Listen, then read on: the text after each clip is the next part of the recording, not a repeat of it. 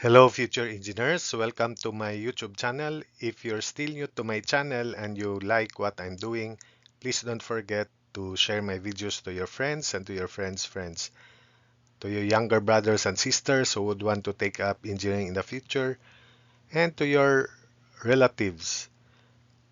That's one way you can keep me going, inspired, and refreshed.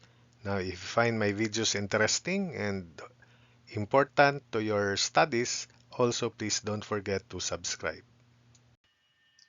Hello, future engineers, viewers, subscribers, and students. There is another video in Engineers in Progress. I hope that you enjoy watching and you learn from this video. If you want to solve these exercises, then you can by posting the video. So it is still word problems in one variable about this time fractions and percentages. So for percentages, P in percent is equal to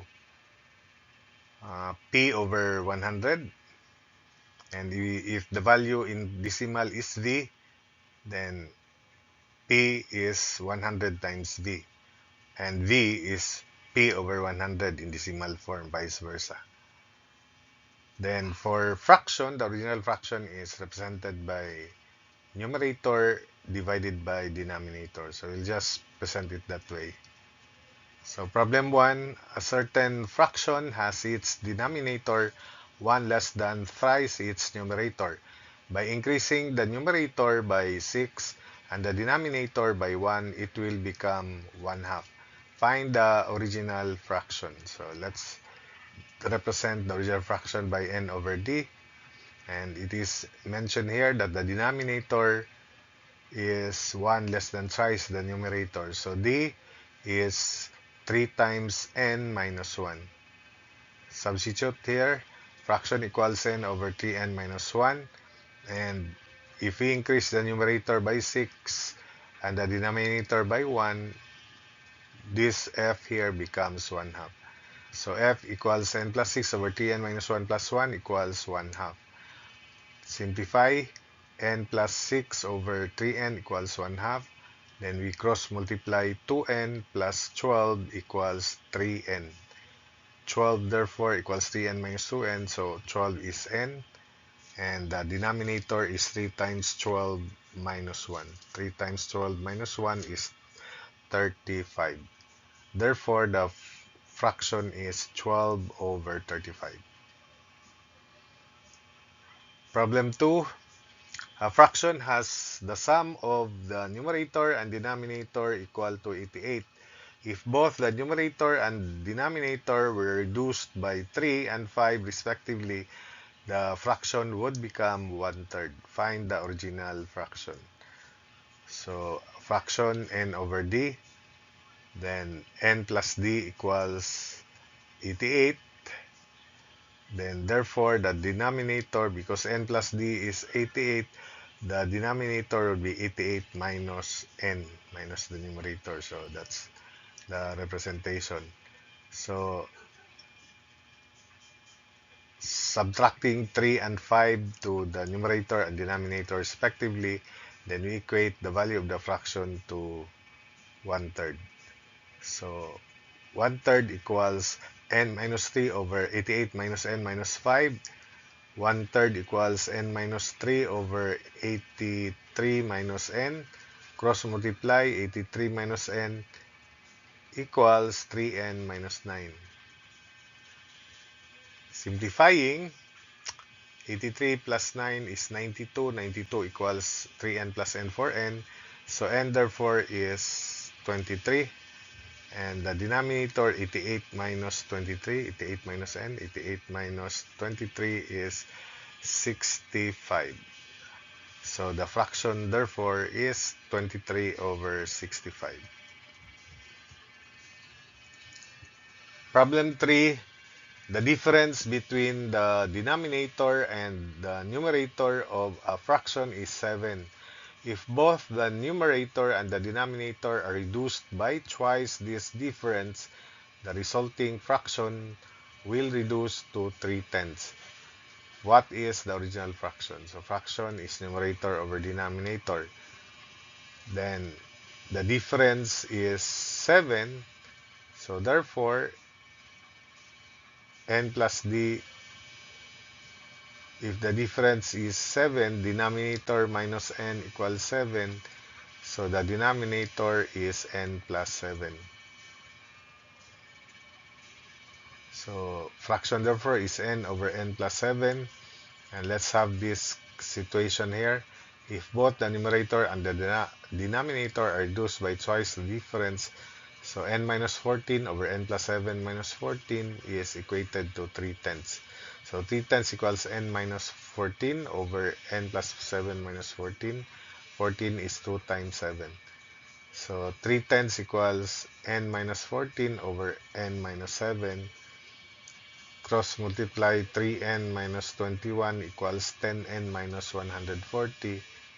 Simplifying further, 100 negative 21 plus 140, 119. 10n minus 3n is 7n. Then 119 divided by 7 is 17. Then the denominator is 17 plus 7, 24. So 17 over 17 plus 7, therefore the fraction is 17 over 24.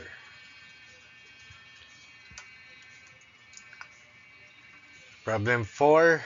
The denominator of a fraction is 1 more than the numerator. If the fraction is inverted, the difference between the two fractions will be 9 over 20. So what is the original fraction? The original fraction is n over d, and the denominator is 1 more than the numerator, so d is n plus 1, so fraction is n over n plus 1. Then if we invert this minus the original fraction, the difference is 9 over 20. That is n plus 1 over n minus n over n plus 1 equals 9 over 20. Simplifying this, we have quantity n plus 1 square minus n square all over n times n plus 1 equals 9 over 20. So this numerator is n square plus 2n plus 1 minus n square all over n times n plus 1 equals 9 over 20. Cancel n square. So 2n plus 1 over n times n plus 1 equals 9 over 20. Cross multiply 40n plus 20 equals 9 times n square plus 9n. So 9, this is n square plus n, so 9n square plus 9n. Simplifying 9n square minus 31n minus 20 equals 0. So if you simplify that, factoring this out into 9n plus 4, 9n plus 5 rather, and n minus 4. So 9n plus 5 times n minus 4 equals 0. So n cannot be negative, so n is 4 from here. N is 4 and the denominator is n plus 1, 5. So the fraction is 4/5.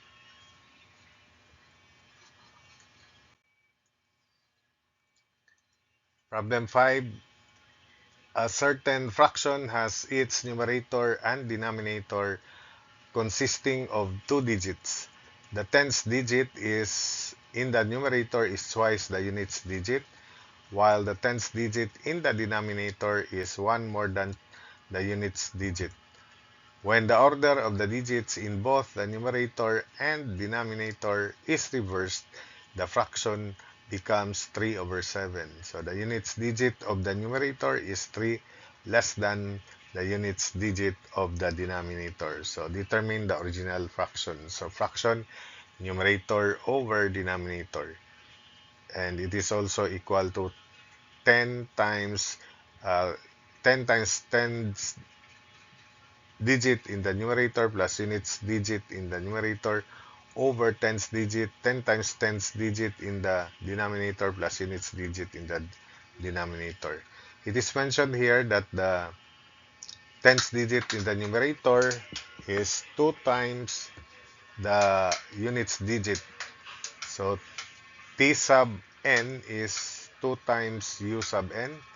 So t times 2 times u sub n, this is the tens digit, 2 times the units digit in the numerator, while the tens digit in the denominator is 1 more than the units digit.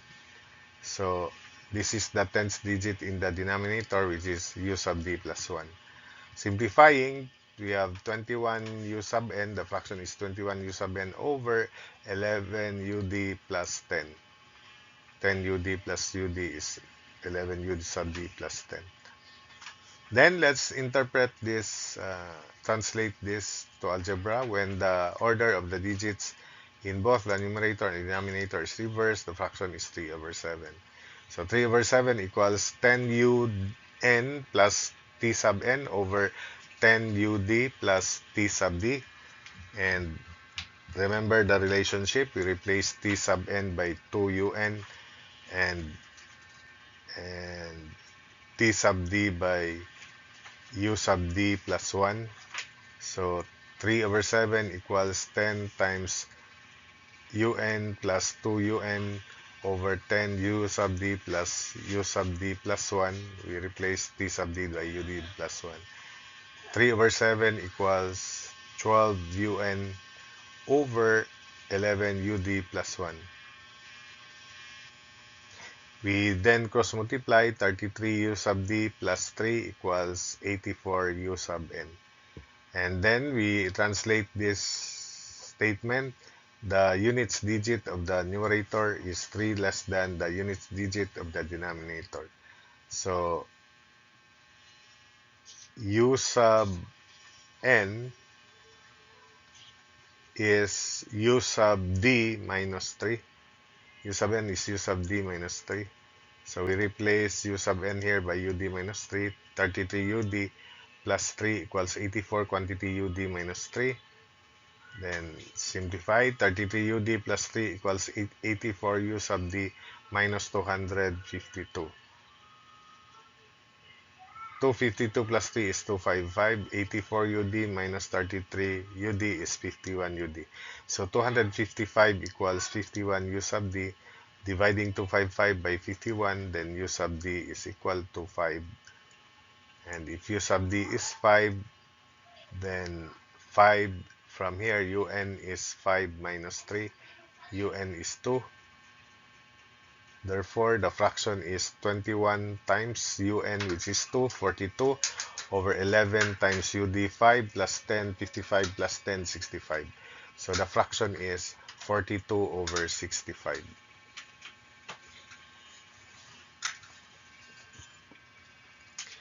Problem 6. Change to decimal form. A 4 and 1/4%, B 65%, C 126.3%, then D 7 over 12%. For part A, this is 4 and 1/4, so 4.25 divided by 100, the value. 4.25 over 100, so that's 0.0425. B 65 over 100, so that is 0.65. Letter C, 126.3 divided by 100, and that is equal to 1.263. And letter D, 7 over 12% is 7 over 12 divided by 100, so that would be 7 over 1,200, and 7 over 1,200 is 0.005833, where 333 is repeated indefinitely or unendingly. Problem 7. Change to percent form of 0.06, then 0.0825, 2/3, 1.52. So P is 100 times the value, and the value is in decimal. So P is 100 times 0.06, and that is equal to 6%. Letter B, the value in percent, or you change this to percent, 100 times 0.0825 is 8.25%. Then letter C, 100 times 2 over 3 is 200 over 3 in percent 66.666, where 666 is repeated unendingly. So 66.666%. Then D, 100 times 1.52, so that is 152%. Problem 8, compute A, 6% of $300, B, 3 and 1/4% of $256, and D, 110% of $1,250. So 6% is 6 over 100 times 300.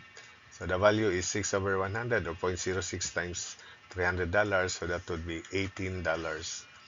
Letter B, 3.25 over 100 of 256 times 256. So that would be $8.32.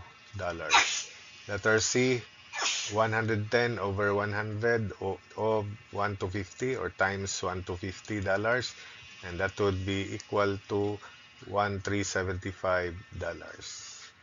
And lastly, express A, 85 as a percentage of 400, B, 350 as a percentage of 280. So percentage is 100 of quantity, 85 over 400. So that would be 21.25%. Letter B, 100 times 350 over 280, and that would be equal to 125%. So that's it for this video, and I hope that you find this interesting and important to your self enhancement skills development.